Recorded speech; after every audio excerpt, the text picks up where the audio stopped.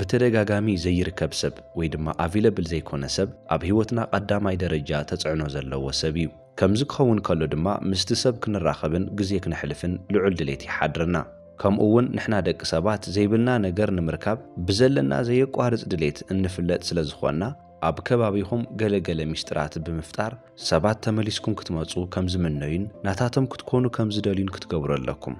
ነዚ ድማ ነቲ ብተደጋጋሚ ዘይምርካብ ወይ ድማ available ዘይምዃን ስትራቴጂ መምሃር የድሊ ሰባት ኣብ ህይወቶም ዝጎደሎም ወይ ከይህልዎም ዝተኸልከልዎ ነገር ኣብ ቅድሚኦም ክረኽብዎ ከለው ብትምኒትን ብህርፋንን ከም ዝዓብዱ ይገብሮም እዩ ንስኻትኩም ግና ኩነታትኩምን ዕጫኹምን ብምቕባል ነዚ ኣብ ውሽጥኹም ዘሎ ንዝተኸልከልኩምዎ ነገር ብሃንቀውታ ናይ ምድላይ ድኽመትኩም ክትስዕርዎ ይግባእ بتمساسالو ون نحنا دق سبات بتفطرنان بخونتاتنان بقليلو አይናዓግብን ኢና ኣብ ውሽጥና ብዘሎ ኣጸጋም ሓይል ምኽንያት ሓደ ነገር እንተሓዝና ወይ ድማ እትንደልዮ ኣብ ዝረኸብናሉ ግዜ ኣእምሮና ዝሓሸ ነገር ክህልወና ከም ዝኽእል ብምሕሳብ ናብ ካሊእ ሓድሽ ነገር ምዝምባል ይጅምር እዚ ሓድሽ ነገር ኣዝዩ ርሑቕን ዘይብጻሕን እንተኾይኑ ንዕኡ ንምርካብ ዘለና ድሌት ብጣዕሚ ይውስኽ ነዚ the grass is always greener ወይ ድማ እትሳዕሪ ኩሉ ግዜ ቆጻልዩ ዝብል ሲንድሮም ክንብሎ ንኽእል ኢና እዚ ድማ ብስነልቦናዊ ደረጃ ምስቲ ዘታልል ደጋዊ ትርኢት መመሰሳል ዘለዎ እዩ እዚ ማለት ናብቲ ሳዕሪ ማለት ድማ ናብቲ እንምነዮ ሓድሽ ነገር ኣዚና ምስ ቀረብና ብርግጽ ቆጻል ከም ዘይኮነ ማለት ድማ ከምቲ ዝሓሰብናዮ ዓይነት ከም ዘይኮነ ንርኢ ማለት እዩ እዚ ሲንድሮም እዚ ኣብ ተፈጥሮና ኣዝዩ ስር ሰደደ እዩ ከምኡውን ኣብ ዕለታዊ ህይወትና ክሰርሕ ከሎ ክንሪኦ ንኽእል ኢና ብዘይ ምቁራጽ ካባና ዝሓሸ ነገር ዘለዎም ዝመስሉ ማለት ድማ ወለዶም ዝያዳ ፍቕሪ ዝህብዎም ሰባት ስርሖም ዝያዳ ዝሕቁስ ህይወቶም ቀሊል ከም ዝኾነ እንሓስበሎም ካልኦት ሰባት ንዕዘብ ኣብ ፍጹም ዘዕግብ ሪሌሽንሺፕ ወይ ድማ ዝምድና ውሽጢ ክንህሉ ንኽእል ኢና ነገር ግና ኣእምሮና ካብ መጻምድትና ዝሓሸን ጌጋ ዘይብሉን ንዝመስለና ሓድሽ ሰብ ይምነ ማለት እዩ ንሕና ካብ እንነብረሉ ኣሰልቻዊ ከተማ ብዝበለጸ ሰባት ሕጉሳት ናብ ዝኾኑላ ሃገር ብምጓዓዝ ካብዚ ኣሰልቻዊ ህይወትና ክንወጽእ ንምነ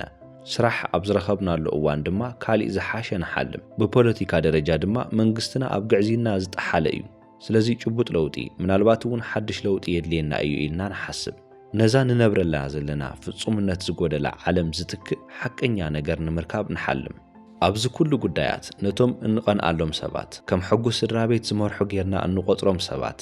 ናይ ህይወት መኻፍልትና ክትኸውን እንምነያ ጓል ኣንስተይቲ ወይ ድማ ወዲ ተባዕታይ ክንፈልጦ ኣብ እንደልዮ ባህሊ ዝነብሩ ተወለድቲ ዝሓሹ ኢልና ንሓስቦም ስራሕቲ ቀሪብና ክንምልከቶም ከለና ከምቲ ዝተጸበናዮም ዋላ እኳ ተዘይኾኑ ነገር ግና ክንፈልጦም ዓብዪ ድሌት ከም ዝሓድረና ዘይተርፍ ሓቂ እዩ ሓደ ካብቶም ኣዝዮም ዘገርሙ ኣብነታት ናይዚ ሲንድሮም እዚ ናብቲ ዝሓለፈ ናይ ቁልዕነት ግዜና ምልሲልና ክንርኢ ከለና ዘለና ረኣያ እዩ መብዛሕትና ነቲ ወርቃዊ ናይ ቁልዕነት ጸዋታን ናይ ሓጎስ ግዜን ንዝክር ንዓበና ክንኸይድ ከለና ድማ ኣብ ተዘክሮና ዝያዳ ወርቃዊ ኮይኑ ይረኣየና በርግጽ ነቲ ኣብ ኣእምሮና ዝዓበየ ቦታ ዝሓዘ ኣብ ግዜ ቁልዕነትና ዝሓለፍናዮ ስቅያት ስግኣታት ጉድኣታት ብዘገርም ኩነታት ረሲዕና ነቲ ዝነበረና ግዝያዊ ሓጎስ ጥራይ ንዝክር بعدما እናደፋእና ብዝኸድና ቁጽሪ ንእስነትና ኣዝዩ እናረሓቐ ዝኸይድ ነገር ስለዝኾነ ካብ ቆጻል ንላዕሊ ቆጻል ጌርና ክንሓስቦን ክንሪኦን ንኽእል ኢና እዚ ማለት እንታይ ማለት እዩ እንተኢልኩም ካብቲ ዝነበሮ ዝያዳ ኣማዕሪግና ንሪኦ ማለት እዩ ከምዚ ዓይነት ሲንድሮም ብሰለስተ ባህርያት ሓንጎል ወዲ ሰብ ክግለጽ ይኽእል እዩ እቲ ቀዳማይ ኢንዳክሽን ብዝብል ዝፍለጥ ኮይኑ ሓደ ነገር ኣብ ኣእምሮና ኣሉታውን ተጻራርን ዝኾነ ምስሊ ዝፍጠረሉ መንገዲ እዩ ብሓፈሻ ኣእምሮ ብንጽጽር ይሰርሕ ኣረኣያና ብዘይ ምቁራጽ ተጻራር ነገራት ዝሓስብ ብምዃኑ ናይ ሓደ ነገር ተጻራር ብምፍላጥ ብዛዕባ እቲ ነገር ጽንሰ ሓሳባት ወይ ድማ ኮንሰፕትስ ክነዳሉ ንኽእል ኢና እዚ ከመይ ማለት እዩ ክትብሉ ትኽእሉ ኢኹም ሓደ ነገር ኣብ እንሪእየሉ ወይ ኣብ እንሓስበሉ ግዜ ኣእምሮና ነቲ ተጻራር ናይ ምርኣይ ወይ ድማ ናይ ምሕሳብ ባህሪኡ ዘይተርፍ እዩ ኣብ ባህልና ሓደ ነገር ከይንሓስቦ ወይ ከይንምነዮ እንተተኸልኪልና ነዚ ዝተኸልከልናዮ ነውሪ ዝተባሃለ ነገር ሽዑ ናብ ኣእምሮና ይመጽእ ሕድሕድ ኣይከውንን እዩ ዝተባሃልናዮ ነገር ይኸውን እዩ ዝብል ሓሳብ ይፈጥር እዩ ነዚ ኣቐዲምና ክንሓስብን ዘይብልና ነገር ክንምነን ዝገብረና ኣብ ኣእምሮና ብንጽጽር ዝፍጠር ክፍተት ክንቆጻጸሮ ኣይንኽእልን ኢና እቲ ካልኣይ ዕግበት ወይ ድማ ኮንተንትመንት ዝበሃል እዩ ከም ወዲ ሰብ ንዝበለ ምሕሳብ ንዝኽእል እንስሳ ሓደገኛ ባህሪ ክኸውን ይኽእል እዩ ቀዳሞት ኣቦታትና ኣብ ዝነበሮም ኩነታት ዕግበት ተሰሚዕዎም ነይሩ እንተዝኸውን ድሕንነቶም ኣብ ዝተሓለወ ከባቢታት ብሕቡእ ንዘጋጥሙ ሓደጋታት ናይ ምክልኻል ስምዒት ኣይመሃለዎምን ነይሩ። ብሂወት ጸናሕናን ዝማዕበልናን ኣብ ዝኾነ ይኹን ኩነታት ከጋጥሙና ዝኽእሉ ኣሉታዊ ነገራት ኣቐዲምና ክንሓስብ ዝገብረና ቀጻልነት ዘለዎ ናይ ምሕሳብ ንቕሓትና እዩ። ሕጂ ንነብረሉ ዘለና ብኣራዊት ወይ ንህይወት ኣስጋእቲ ብዝኾኑ ሓደጋታትን ብተፈጥራዊ ሓደጋታትን ኣብ ዝተመልአ ጫካ እኳ እንተዘይኾነ ኣእምሮና ግን ልክዕ ብኸምኡ መልክዕ ከም እንነብር ዘለና ገይሩ እዩ ዝሓስቦ። ብቐጻልነት ናብ ኣሉታዊ ተጽዕኖ የዘንብል ወይ ድማ ይሓስብ እዩ። ሳልሳይ ሪያሊቲ ወይ ድማ ጭቡጥ ሓቅን ኢማጂኔሽንን ኣብ ኣእምሮና ዘለዎም ተቐባልነት ተመሳሳሊ እዩ። እቲ ጭቡጥ ሓቂ ኣዝዩ ከቢድ ብጸገማትን ዕንቅፋታትን ዝተመልአ ክኸውን ይኽእል እዩ። ብሪያሊቲ እንተኸይድና ኩላትና በብመዓልቱ እናኣረግናን ጥንካረናን እናቐነሰ እዩ ዝኸይድ። ኩላትና ምማትና ይተርፍን። ዕውት ምዃን ድማ መስዋዕትነትን ጻዕርን ይሓትት። እዚ እዩ ሪያሊቲ ወይ ድማ ጭቡጥ ሓቂ እንብሎ። ኢማጂኔሽን ግና ደረት ኣልቦ ብምዃኑ ካብዚኦም ሊሚቴሽንስ ሓሊፍና ኩሉ ዓይነት ዕድላት ክንርኢ የኸለና። እዚ ብኢማጂኔሽን እንሪኦ ነገር ድማ ልክዕ ከምቲ ብጭቡጥ እንለማመዶ ነገር ሓይል ኣለዎ ክበሃል ይከኣል እዩ። ስለዚ ድማ ብዘይ ምቁራጽ ካብ ዘለዉ ኩነታት ዝሓሸ ነገር ንምሕላም ተበግሶ ንምውሳድን ካብቲ ጭቡጥ ሓቂ ወይ ድማ ሪያሊቲ ተላቒቕና ኢማጂኔሽንና ብዘምጸልና ነገር ናይ ሓጎስ ስምዒት ዝስምዐና ፍጡራት ንኸውን። እዚ ነቲ ዘ ግራስ ኢዝ ኦልዌይስ ግሪነር ወይ ድማ እቲ ሳዕሪ ኩሉ ግዜ ቆጻል እዩ ዝብል ሲንድረም ኣብ ስነ ልቦናና ውሽጢ ዘይተርፍ ይገብሮ። ኣብ ተፈጥሮ ወዲ ሰብ ዘሎ ጉድለት ናይ ነፍሲ ወከፍና ኣእምራዊ ህይወት ኣካል ብምዃኑ ንዕኡ ብዝምልከት ጫውጫው ክንብል ወይ ድማ ክነማርር የብልናን። ብኣንጻሩ እዚ ጉድለትና እዚ ብዙሕ ጥቕምታት ዘለዎ ኮይኑ ሓደሽቲ ዕድላት ናይ ምሕሳብን ምፍጣርን ክእለትና ምንጭ እውን እዩ። ንኢማጂኔሽንና ኣዝዩ ሓያል መሳርሒ ዝገብሮ እውን ንሱ እዩ። በቲ ካሊእ ገጹ ድማ ሰባት ክነንቀሳቕሰሉ፣ ክነሐጉሰሉን፣ ክነእምነሉን ወይ ድማ ኮንቪንስ ክንገብረሉን እንኽእል ሃብቲ እዩ። ኣብ ናይ ሰባት ተፈጥራዊ ስስዐ ወይ ድማ ህርፋን ብኸመይ ክንሰርሕ ከም ዘለና ምፍላጥ ንኹሎም ዓይነት ሜላታት ኮንቪንሲንግ ወይ ድማ ናይ ምእማን ስራሕቲ መሰረት ዝኾነ ግዜ ዘይስዕሮ ጥበብ እዩ። ሎሚ ዘጋጥመና ዘሎ ጸገም ሰባት ብሃንደበት ነገራት ምምናይ ስለ ዘቋረጹ ዘይኮነስ ኣብ ናይ ሰባት ስስዐ ወይ ድማ ህርፋን ናይ ምስራሕ ጥበብን ምስኡ ኣቢሉ ዝኸይድ ሓይልን ዘለና ርክብ እናሰኣናዮ ምምጻእና እዩ። ናይዚ መረጋገጽ ድማ ኣብ ግላዊ ርክባትና ንሪኦ ኢና። ብዙሓት ሰባት ካልኦት ክፈትዎም ዝግባእ ብመንነቶም ወይ ድማ ብዘለዎም ባህሪ ከም ዝኾነ ስለ ዝኣምኑ ብዛዕባ ርእሶም ዝከኣሎም ኩሉ ብምብርህራህን ዝፈትዎን ዝጸልእዎን ነገራት ብምዝርዛርን ብዝተኸኣለ መጠን ሰባት ንኽፈልጥዎም ይገብሩ። ንኢማጂኔሽን ቦታ ኣይህቡን እዮም። ካብኡ ድማ እቲ ዝደልይዎ ሰብ ኣብ ልዕሊኦም ድሌት ክስእን ከሎ ብዛዕባ ደቂ ተባዕትዮ ዕምቆት ምስኣን ወይ ድማ ሱፐርፊሻሊቲ ከምኡውን ዋጋ ኣልቦነት ደቂ ኣንስትዮ ብቁጣዕ ምዝርዛር ይጅምሩ። ስለዚ ሰባት እንታይ ከም ዝደልዩ ንምግማት ናብ ስነ ልቦንኦም ኣብ ክንዲ ምእታው ንፈትዎን ዘይንፈትዎን ነገራት እናብራህራህና ንሓልፍ። ነዚ እዩ ድማ ሰባት ካባና እንታይ ከም ዝደልዩ ምግማት ካብ ዝኾነ ግዜ ንላዕሊ ከቢድ ኮይኑ ንረኽቦ ዘለና። ሰባት ነዚ ከም መረጋገጽ ብምጥቃም ደቂ ሰባት ዝያዳ ሓቀኛን እሙናትን እናኾኑ መጽኦም እዮም ክብሉ ይኽእሉ እዮም። ተፈጥሮ ወዲ ሰብ ግና ወይ ሂማን ኔቸር ግና ኣብ ውሕዳት ወለዶታት ኣይልወጥን እዩ። ሰባት ዝያዳ ግልጽን ቀጥታውን ዝኾኑ ዘለዉ ብገለ ዕምቀት ዘለዎ ናይ ስነ ምግባር ጻዊዒት ዝተለዓለ ዘይኮነስ እናወሰኸ ብዝመጸ ኣብ ናይ ገዛ ርእስኻ ስምዒት ምጥሓልን ብሓፈሻ ድማ ብታህኪትን ስንፍናን ዝተለዓለ እዩ። እቲ ልርዮ መልእኽቲ ከም ዘለዎ ምዝራብ ዝኾነ ዓይነት ጻዕሪ ዘይሓትት ወይ ቀሊል ምዃኑ ድማ ኣብ ኣተሓሳስባ ካልኦት ሰባት ኣሉታዊ ውጽኢት የስዕብ እዩ። እዚ ማለት ሰባት ኣብ ልዕሊኹም ዝህልዎም ድሌት ካብ ወረቐት ዝረቐቐ ወይ ድማ ዝቐጠነ ይኸውን ማለት እዩ። ምክንያቱም ብዙሕ ከይፈልጥኹም ትኹረቶምን ኣቓልቦኦምን ቀልጢፉ ካባኹም ይለዓል እዩ። ስለዚ ተደላይነት ወይ ድማ ተመራጽነት ንምርካብ ብዝብል ምኽንያት ብዛዕባ ርእስኹም ኩሉ ነገር ምዝራብ ዘተባብዕ ናይዚ ዘመን ቀሊል ስነ ምግባር ኣካይዳ ኣይትቀበልዎ። ብኣንጻሩ ናብቲ ተጻራሪ ኣንፈት ኪዱ ነዚ ናይ ተደላይነት ጥበብ ዝተረድእዎ ውሕዳት ጥራይ ምዃኖም ናይ ሰባት ዝተሓብኡ ወይ ድማ ሂድን ዝኾኑ ሕልምታት ንምንጽብራቕን ንምጥቃምን መወዳእታ ዘይብሎም ዕድላት ይህበኩም እዩ። ሰባት ኣባኹም ዘለዎም ድሌት ዘለዓዕሉ ሜላታት እዚ ሕግዚ ንዓኹም ንክሰርሕ ንምግባር እቲ ቀንዲ ነገር ርእስኹምን ነቲ ንስኹም ዘፍረኽሞ ጭቡጥ ብዝኾነ ኩነታት ምግላጽ እዩ። ብልምዲ ንስኹም ኣብ ናይ ገዛ ርእስኹም ሓሳባትን ሕልምታትን ዝተዓጸኹም ካብ ምዃንኩም ዝተልዓለ ሰባት ብመንነትኩምን ብዘለኩምን ባህሪ ክፈትኹምን ክኽብርኹምን ከም ዝግባእ ተሓስቡ። እትሰርሕዎ ነገር ብተፈጥሮኡ ንሰባት ክሐጉስ ከም ዘለዎ ተኣምኑ ልዕሊ ኩሉ ድማ ዓወት ንምርካብ ብዙሕ ጻዕሪ ጌርኩም ኢኹም ዓብይ ተስፋ እውን ኣለኩም ካልኦት ግና ነዚ ኣይርእይዎን እዮም ንዓታቶም ንስኹም እውን ልክዕ ከምቲ ኻሊእ ተራ ሰብ ኢኹም ቀረሓ ሓሊፉስ ልዑል ናይ ምፍላጥ ድሌት እንተሪኢኹም ጽልእ ክትለዓዕሉ ትኽእሉ ኢኹም ንሳቶም እውን ኣብ ልዕሊኹም ናይ ገዛ ርእሶም ካብ ሓቂ ዝረሓቑ ቅድመ ግምታት ክገብሩ ይኽእሉ እዮም ስራሕኩም ሓንሳብ ንህዝቢ ዕላው ምስ ኮነ ምስቲ ናይ ገዛ ርእስኹም ተስፋን ሕልምን ሙሉእ ብሙሉእ ዝተፋትሐ ወይ ድማ ዘይራኸብ ድኹም ወይ ሓያል ስምዒታት ዘለዓዕል ይኸውን ስለዚ ነቲ ዝሰራሕክምዎ ነገር ሰባት በቲ ናይ ገዛ ርእሶም መንገዲ ዝርድእዎ ኮይኑ ክትርእይዎ ክሳብ ዝኸኣልኩም ኣረኣዮም ናይ ምቕያርን ሰባት ክህልዎም ዝደልይዎ ነገር ጌርኩም ናይ ምፍጣርን ምቕራብን ሓይሊ ኣለኩም ማለት እዩ ሰባት ክህልዎም ዝደልይዎ ነገር ንምፍጣር ዘኽእሉ ሰለስተ ቀንዲ ሜላታት እዞም ዝስዕቡ እዮም ቀዳማይ knowing how and when to withdraw ብኸመይን መዓስን ከም እተቋርጽ ምፍላጥ ማለት እዩ እዚ ናይቲ ጥበብ መሰረት እዩ ሰባት ብቐሊሉ ዝርእይዎን ዝትርጉምዎን ፕሬዘንስ ወይ ድማ ህላወ ኣለኩም ስለዚ ኣብዚ ኣዝዩ ግልጽ እንተኾይንኩም ሰባት ብቐሊሉ ከንብብኹምን ክፈልጡኹምን ተኽኢሎም ከምኡውን ድሌትኩም ብግልፂ እንተሪኢኹም ሰባት ከይፈለጡ ንዓኹም ንዕቐት ምርኣይ ይጅምሩ ምስ ግዜ ድማ ኣብ ልዕሊኹም ድሌት ይስእኑ ስለዚ ናትኩም ፕሬዘንስ ወይ ድማ ህላወ ሓደ ነገር ንምስራሕ ካልኦት ሰባት ከም ዘየድልይኹም ኮልድ ወይ ድማ ዝሑል ዝኾነ ባህሪ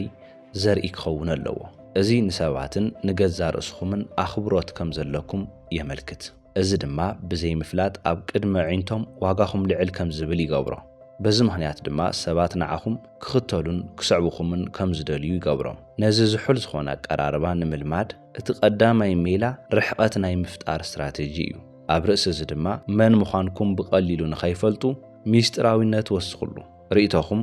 ኣረኣያኹም ምርጫታትኩም ንሰባት ኣዝዩ ግልፂ ወይ ድማ ቁሉዕ ክኸውን የብሉን እዚ ድማ ነቲ ክፈልጥዎ ዝደልይዎ ነገር ኣባኹም ንኸንብቡ ወይ ድማ ንኽርድኡ ዕድል ይኸልኦም ናይዚ ስትራቴጂ ሓፈሻዊ ዕላማ ሰባት ንስኹም እንታይ ከም እትደልዩ ንምፍላጥ ዘጸግሞም መንነት ምፍጣር ብዛዕባኡ ድማ ዝተፈላለየ ትርጉማትን ግምታትን ከም ዝህልዎም ምግባር እዩ ሓንሳብ ናይ ሰባት ኢማጂኔሽን ከም ዝሰሓብኩም ምስ ተረዳእኹም ብኣካል ብበዝሒ ዘይምርካብ ወይ ድማ ዘይምቕራብ ኣብሰንስ ክትጥቀሙ ኣለኩም ሮበርት ግሪን ኣብ መጽሓፉ use absence to increase respect and honor ይብል ኣብ ኩሉ ቦታ እትርከቡ ክትኾኑ የብልኩምን ብዘይካኹም ሓደ መዓልቲ ወይ ሰሙን ክሓልፍ ከሎ ኣብ ውሽጦም ናይ ባዶነት ስምዒት ክፈጥር ኣለዎ በዚ ብበዝሒ ቪዚብል ዘይምዃን ወይ ድማ ዘይምርካብ ሜላ ኣብ ውሽጦም እናወሰኸ ዝኸይድ ናይ ኣእምሮ ቦታ ትቆጻጸሩ ወይ ድማ ትሕዙ ብዝበለጸ ከም ዝደልይኹም ትገብርዎም ኢማጂኔሽንኩም ዝያዳ ኣክቲቭ ወይ ድማ ንቑሕ ብዝኾነ መጠን ካብኡ እትረኽብዎ ሓጎስ ዝያዳ ከም ዝኸውን ዘክሩ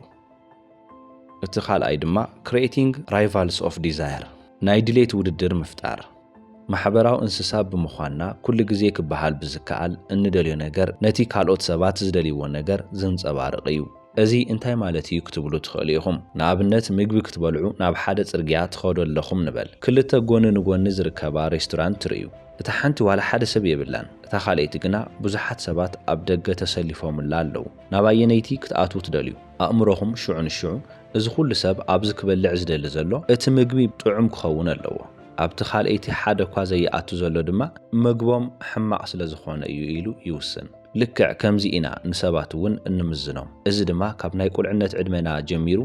ዝመጽእ እዩ ንኣብነት ኣሕዋትና ካብ ወለድና ብዙሕ ኣቓልቦ ክረኽቡ ከለዉ ንዓና ዝህሉ ኣቓልቦ ውሕድ ይኸውን ስለዚ ኣቓልቦን ፍቕርን ንምርካብ ምስኣታቶምን ምስ ካልኦትን ክንወዳደር ነይሩና ሓደ ነገር ወይ ዝኾነ ሰብ ብኻልኦት ዘይድለ ወይ ተቐባልነት ዘይብሉ እንተኾይኑ እቲ ነገር ከም ዘይስሕብን ገለ ጸገም ከም ዘለዎን ጌርና ናይ ምርኣይ ዝንባለ ስለ ዝሓድረና እዩ ኣሕዋትና ወይ ኣዕርኽትና ህያብ ወይ ኣድናቖት ክቕበሉ ከለዉ ክንርኢ ከለና ተመሳሳሊ ነገር ንክህልወና ኣብ ውሽጥና ውድድር የለዓዕል እዚ ናይ ሙሉእ ዕድመ ፕላን ክኸውን ከሎ ኣብ ገለገለ ሰባት ድማ ዝያዳ ብግልጽ ዝረአ እዩ ንኣብነት ሰባት ንናይ ፍቕሪ ዝምድና ዝደልይዎም ሰባት ብሳልሳይ ወገን ወይ ድማ ብኻልኦት ብግልጽ ዝድለዩ ወይ ድማ ኣቐዲሞም ኣብ ዝምድና ዘለዉ ደቂ ተባዕትዮ ወይ ደቂ ኣንስትዮ እዮም ኣብዚ እቲ ቀንዲ ድሌት ነዚ ተፈታዊ ወይ ድማ ተደላይ ነገር ምውሳድ ኣብ ልዕሊ እቲ ካልእ ሰብ ዓወት ምጉንጻፍ ክኸውን ከሎ እዚ ድማ ካብ ቁልዕነት ጀሚሩ ሱር ዝሰደደ ኩነታት እዩ ካልኦት ሰባት ብሓደ ሓድሽ ሜላ ገንዘብ ዝረኽቡ እንተኾይኖም ኣብቲ ነገር ምስጣፍ ጥራይ ዘይኮነስ ሙሉእ ብሙሉእ ነቲ ዕዳጋ ናታቶም ክገብርዎ ይደልዩ እዚ ድሌት ንኻልኦት ሕቡእ እዩ ሰባት ዘሐጉስ ዝመስል ነገር ከም ዝሓዙ ክርኢ ከለው ድሌቶም ንምውሳድ ዘይኮነስ ነቲ ተመክሮ ምክፋልን ኣብቲ ነገር ምስታፍን እዩ በዚ ይኹን በቲ ሰባት ወይ ካልኦት ነገራት ብኻልኦት ዝድለዩ ወይ ድማ ተደለይቲ ምዃኖም ክረኣዩ ምግባር ዋግኦም ልዕል ከም ዝብል ይገብሮ ማለት እዩ ሳልሳይ ድማ ኢንዳክሽን ምጥቃም እዩ ምስ ናይ ዝሓለፈ ዘመናት ክንነጻጽሮ ከለና ሕጂ ዘለናዮ ኣብ ታሪኽ እቲ ዝዓበየ ናጽነት ከም ዘለዎ ንሓስብ ንኸውን ነገር ግና ንነብረሉ ዘለና ካብ ዝኾነ ግዜ ንላዕሊ ቁፅፅር ዝግበረሉ ዓለም እዩ ነፍሲ ወከፍ ምንቅስቓስና ብዲጂታላዊ መንገዲ ዝፍለጥን ዝስነድን ኮይኑ ኣሎ ካብ ዝኾነ ግዜ ንላዕሊ ኩሉ ባህርያት ወዲሰብ ዝቆጻጸሩ ብዙሓት ሕግታት ወፅዮም ኣለዉ ብሕቡእ ንሰባት ዝደፋፍኦም ሓደ ነገር ብዋናነት መሓዝ ዘይኮነስ እቲ ድሌት ምዃኑ ዘክሩ ሓደ ነገር ንምርካብ ምምናይን ምስኣንን ናይ ተስፋ ምቑራጽ ስምዒት ዘምጽእን ሓድሽ ነገር ናይ ምስዓብ ድሌት ዝሕድርን እዩ ንወዲ ሰብ ካብ ሓቂ ዝረሓቑ ሕልምታትን ንዕኦም ብምስዓብ ዝርከብ ሓጎስን የደንዝዞ እዩ በዛ አንጻር ጻዕርኹም ብዘይ ምቁራጽ ክሕደስ ኣለዎ እዚ እንታይ ማለት እዩ ክትብሉ ትኽእሉ ኢኹም ሰባት ሓደ ግዜ ክረኽቡኹም ከለው ወይ ድማ ብዛዕባኹም ሙሉእ ብሙሉእ ምስ ፈለጡ they will lose interest ወይ ድማ እቲ ንዓኹም ዝነበሮም ድሌት ይጠፍእ እዚ ዝተኸልከልናዮ ነውሪ ዝተባሃለ ነገር ሽዑ ንሽዑ ናብ ኣእምሮና ይመጽእ ዝበልኹኹም ዘክሩ ሮሜን ጁሌትን ብሓያል ስምዒትን ብዕምቀትን ክፋቐሩ ዝኸኣሉ ስድራ ቤቶም ነቲ ፍቕሮም ስለ ዝኸልከልዎም እዩ ሰባት ዝደለይዎም ስረኸቡ ወይ ንዓኹም ስረኸቡ ዘለኩም ዋጋን ንዓኹም ዘለዎም ኣኽብሮትን ምቕናስ ይጅምር ስለዚ ብበዝሒ ብዘይ ምርካብ ወይ ድማ ርሕቐት ብምሕላው ምልዕዓልን ሰባት ንዓኹም ድሌቶም ንክውስኽ ይገብር ነዚ ክትገብሩ ክሳብ ዝኸኣልኩም ሓይሊ ክህልወኩም እዩ እንኽተሎ መንገዲ ኩሉ ግዜ ተፈጥሮና ብዝበለጸ ንኽንርዳእ ዘኽእል ክኸውን ኣለዎ እቲ the grass is always greener ወይ እቲ ሳዕሪ ኩሉ ግዜ ቆጻሊ ዝብል ሲንድረም ብኸመይ our actions ወይ ድማ ንተግባራትና ከም ዝደፋፍአና ክንርኢ ኣለና ኣብ ውሽጢ ናይ ስስዕ ወይ ድማ ህርፋን ዝንባለታት ኣወንታውን ውጽኢታውን ዝኾኑ ከምኡ ድማ ኣሉታውን ውጽኢታውን ዘይኮኑ ፈሊና ክንፈልጥ ክንኽእል ኣለና ብኣወንታዊ ጎኑ ዕረፍትን ዕግበትን ምስኣን ዝሓሸ ነገር ንኽንደሊ ኣብቲ ዘለና ነገር ጥራይ ረጊዕና ከይንቕመጥ ክገብረና ይኽእል እዩ ካብቶም ዘጋጥሙና ኩነታት ብዝበለጸ ንኻልኦት ኣማራጽታት ንኽንሓስብ ሓሳብና የስፍሖ ዕድሜና እናወሰኸ ክኸይድ ከሎ ድማ ዝያዳ ዕግበት ንኽስምዐና ከምኡውን ነቶም ናይ ቀደም ዕረፍቲ ዝሰኣናሎም ዓመታት ብምሕዳስ ንእስነት ከም ዝስምዐናን ኣእምሮና ንቑሕ ከም ዝኸውን ይገብረና እዚ ዕረፍቲ ምስኣን እዚ ግና ደሊና ወይ ድማ ብምፍላጥ ክንቆጻጸሮን ንኽእል ክኸውን ኣለዎ መብዛሕትኡ ግዜ ኣብ ስምዒትና ሱር ዝሰደደ ናይ ምልዋጥ ድሌትና ንጹር ዘይኮነን ንናይ ምስልቻዊ ስምዒትና ዘንጸባርቕ እዩ እዚ ነቲ ክቡር ግዜና ናብ ምብኻን የእትወና ንኣብነት ናይ ፍቕሪ ዝምድናታትና ብዝምልከት ሙሉእ ህይወትና ፍጹም ዝኾነ ሰብ ብምድላይ ንሕልፎሞ ኣብ መወዳእታ በይንና ንተርፍ ፍጹም ዝኾነ ሰብ የለን ብኣንጻሩስ ናይቲ ካልእ ሰብ ጉድለታት ምቕባልን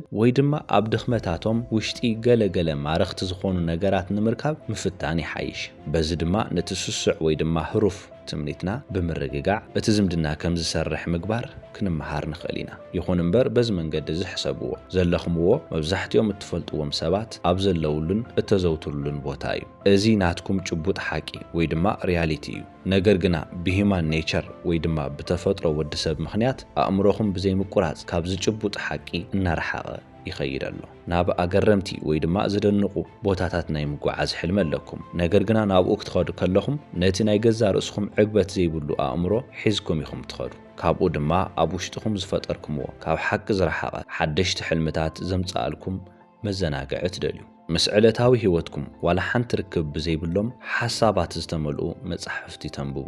ነገር ግና እዚ ዘይቋርጽ ድሌትን ናብቲ ከም ብሓድሽ እትስዕብዎ ተወሳኺ ድሌት ዘጋግምበር ናብ ፍጹም ሓጎስ ኣየምርሕን እዩ ኣብ መወዳእታ ካብ ርእስኹም ክተምልጡ ኣይትኽእሉን ኢኹም ብኻሊእ ወገን ድማ እቲ ጭቡጥ ሓቂ ወይ ድማ ሪያሊቲ ኣእምሮኹም ርሑቕ ካብ ዘሎ ንላዕሊ ኣብ ቀረባ ንዘለዎ ትኹረት ወይ ድማ ኣቓልቦ ክትገብሩ ይጽውዓኩም እዚ ድማ ኣዝዩ ዝተፈለየ ስምዒት የምጽእ ኣብ ከባቢኹም ምስ ዘለዉ ሰባት ኩሉ ግዜ ብዓሚቕ ደረጃ ክትራኸቡ ትኽእሉ ኢኹም ብዛዕባ እትረኽብዎም ሰባት ፈጺምኩም ዘይትፈልጥዎ ብዙሕ ነገር ስለ ዘሎ እዚ ምንጪ እቲ መወዳእታ ዘይብሉ ዘደንቕ ነገር ክኸውን ይኽእል እዩ ምስ ከባቢኹም እውን ብዕምቀት ክትራኸቡ ትኽእሉ ኢኹም ከባቢኹም ብደንቢ ምፍላጥ ሓይሊ ንክህልወኩም ብዙሕ ዕድላት ይህበኩም እዩ ንርእስኹም እውን ሙሉእ ብሙሉእ ክትርድእዎ ዘይከኣልኩም ዓመቕቲ ስምዒታትን ድሌታትን ኣለውኹም። ስለዚ ብዛዕባ ርእስኹም ብግቡእ ንምፍላጥ ኣብ እትፍትኑሉ ግዜ ናይ ስምዒትኩምን ድሌትኩምን ባርያ ካብ ምዃን ብዝበለጸ ናይ ገዛ ርእስኹም ተፈጥሮ ክትቆጻጸሩ ትኽእሉ ኢኹም። ብተወሳኺ ስራሕኹም ንምምሕያሽን ንፈጠራን መወዳእታን ዘይብሎም ዕድላት ንኢማጂኔሽን ድማ ሓደሽቲ ሓሳባት የምጸልኩም እዩ። እዚኣቶም ንዓኹም ኣዝዮም ቀረባ ዝኾኑ ነገራት ብምዃኖም ሓቀኛ ዓለም እምበር ኣብ ኢማጂኔሽን ጥራይ ተገዲቦም ዝተርፎ ኣይኮኑን። ኣብ መወዳእታ ንስኻትኩም ክትምነይዎ ዝግባእ ነገር ምርግጋዕ፣ ትኹረት ከምኡውን ነቲ ክልወጥ ዝኽእል ዝልውጡ ናይ ተግባር ሓይልታት ምስ ዝፈጥርዎ ጭቡጥ ሓቂ ወይ ድማ ሪያሊቲ ዓሚቕ ዝኾነ ርክብ ምፍጣር ይኸውን። ክሳብ መወዳእታ ስለ ዝተኸታተልኹምኒ የቐኒየለይ ሰላም።